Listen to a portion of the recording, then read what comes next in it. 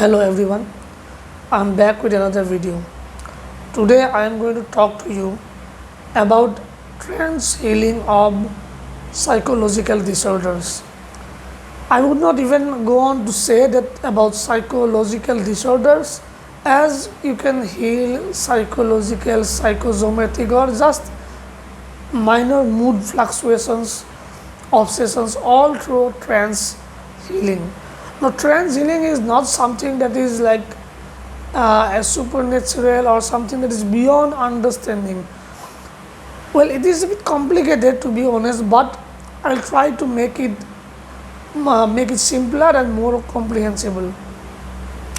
So, to begin with, some disorders such as OCD or addictions or even some severe illnesses like schizophrenia, paranoia, they are so hardwired into our minds, into our brains, that it is near impossible to treat them at a rate of 100%. Even through medication, you can only subdue the symptoms. And then through talk therapy or traditional psychotherapy, you can only get so far. Sometimes you get results, sometimes you don't. Not every patient is a success. However, trance provides us with such a state of mind that allows us to perform mental surgeries. Literally, it allows us to restructure a patient's or a client's mind. Now, you have to keep in mind that the brain is only a seat for the mind. It is the cockpit or the center of functioning. However, the driver is the mind. That is why it is called mental disorders and not brain disorders. So, what happens in trance healing is once I receive a patient, I have 1 or 2 sessions of talk therapy with him or her and try to understand the psychological makeup of the person and their subconscious state of mind, subconscious contents, what is hidden, what might be the pressure points, what might be the traumatic events, traumatic structures. Try to find them and try to find out what are the faults in their 3 pillars: emotive pillar, reasoning pillar, and imaginative pillar. These 3 are the pillars of a stable mind. So once you find out what are the faults in them, what are the defects in them, then I begin my sessions of trance healing.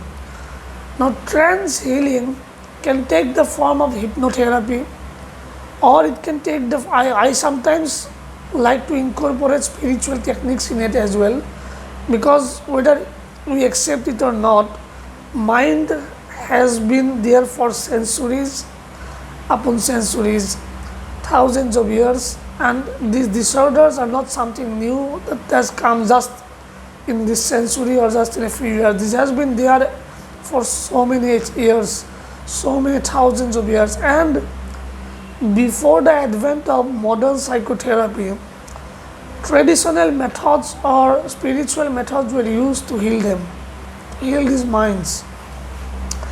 Now, if I accept that a patient who has come to me or a client who has come to me with some kind of trouble of the mind or trouble of the body that is originating in the mind, psychosomatic illness, then I make it my duty to heal that mind. So as I said, to begin with, I find out what is wrong with them. Then I start the healing process.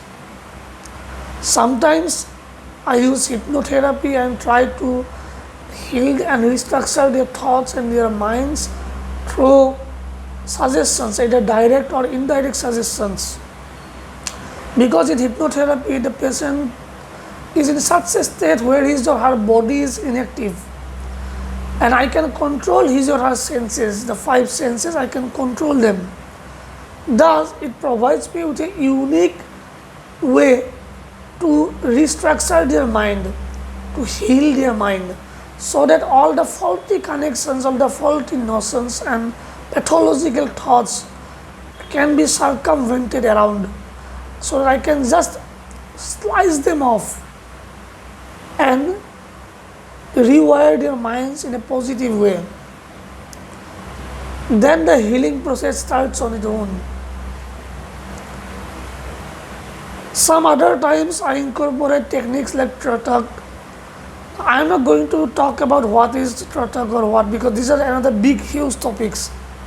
What I will tell you is this can incorporate visualization methods, methods of hearing using mantras,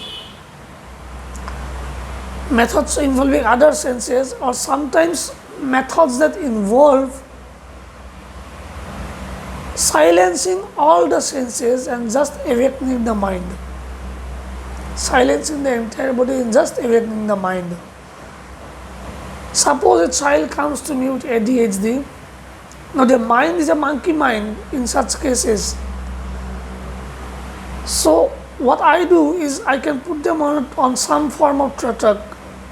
Initially they might just be able to sit there for a few minutes, maybe not, but gradually the mind gets fixated on the thing that which I put in front of them, and slowly their concentration starts to increase, the attention span starts to increase, and the mind that is scattered, that was scattered, those scattered pieces slowly starts to glue together, and the fractured mind starts to heal. All you guardians, all your parents with ADHD, children with ADHD, suffering from ADHD, this is for you.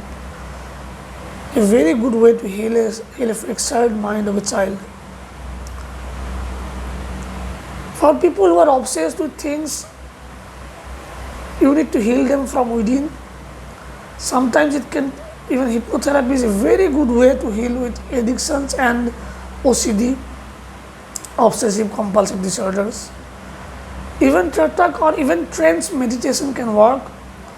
Or I have specific mantras that can put the mind in specific states.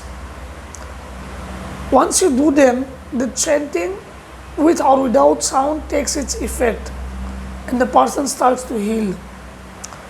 I know some one of you might have doubts over it or might refute it. I am not putting myself, I'm not going to take part in those debates and all, but what I can tell you is that patients do heal, clients do heal, and that is all that matters. So these are the things that I sometimes use in my therapy to heal patients or clients. For whom talk therapy is just not enough. Thank you. I will be back with other videos, and if you have any discussions or any doubts regarding this, please feel free to ask. I will try my best to answer it as best as I can. Thank you.